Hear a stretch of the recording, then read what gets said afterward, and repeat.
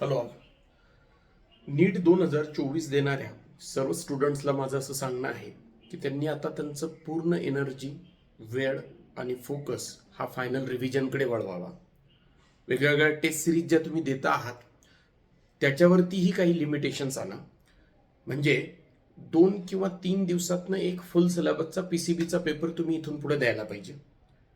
आणि दिवसामध्ये जे काय एक पूर्ण वेळ तुम्हाला अवेलेबल आहे त्यातला मॅक्झिमम म्हणजे ऑलमोस्ट एक 15 ते 16 तास तुम्ही फक्त आणि फक्त थरो डीप आणि एका कॉन्सन्ट्रेटेड रिव्हिजनला डेडिकेट करायला पाहिजे. म्हणजे रिव्हिजन व्यतिरिक्त आता तुमचा वेळ कशातच जाऊ नये. एक दुसऱ्या तिसऱ्या दिवशी एक PCBचा पेपर तुम्ही द्यावा.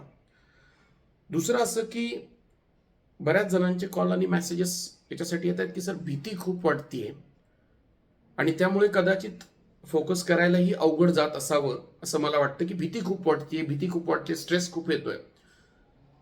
जर इथून 12-14 दिवसांवर तुमच्या आयुष्याला कलाटणी देणारी एवढी मोठी एक्झाम असेल आणि तुम्ही तिला खरोखर जेन्युइनली खूप सिरियसली घेतलेलं असेल, त्याच्यासाठी खूप काय म्हणता येईल त्याला की प्रिपरेशन प्रॉपर केलेलं असेल, वेळ दिलेला असेल, एनर्जी दिली असेल, तर भीती वाटणं हे नॅचरल आहे, स्वाभाविक आहे असं तुम्हाला नाही वाटत का? म्हणजे भीतीशिवाय दुसरं काय वाटायला पाहिजे? फक्त सांगणं एवढंच आहे की ती भीती वाटल्यानंतर त्याला सरेंडर करण्यापेक्षा टॉलरेट करायला शिका. स्ट्रेस येणं आज आणि इथून पुढच्या आयुष्यात कोणीच अवॉइड करू शकत नाही. स्ट्रेस प्रत्येकाला असतो, फक्त तो हँडल करण्याच्या कॅपॅबिलिटीज आपल्याला डेव्हलप कराव्या लागतात आणि हा त्याचाच काहीसा भाग आहे. भीती खूप वाटतीये म्हणून जर का तुम्ही अभ्यासच करणार नसाल किंवा वेळ वाया घालवणार असाल तर उलट येणारे आउटकम्स आणखी जास्त वर्स्ट होतील. आणि या उलट तुम्ही 15-16 तास व्यवस्थित जर का इथून पुढे रिव्हिजन केल्यात तर मला असं वाटतं की तुमच्या अपेक्षेपेक्षा जास्त बेटर आउटकम्स येतील.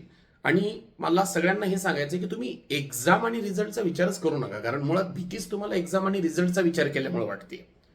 तुम्ही जर का फक्त रिव्हिजनवर फोकस केलं तर कदाचित तुम्हाला ही भीती वाटणारच नाही. तर एक्झामचे विचार थांबवा, फोकस तुमचा फक्त टॉपिक्स आणि बिट्स कंप्लीट करण्यावर असावा, रिव्हिजन कंप्लीट करण्यावर असावा. एक्झाम्सचे विचार करू नका, रिझल्टचे तर करूच नका.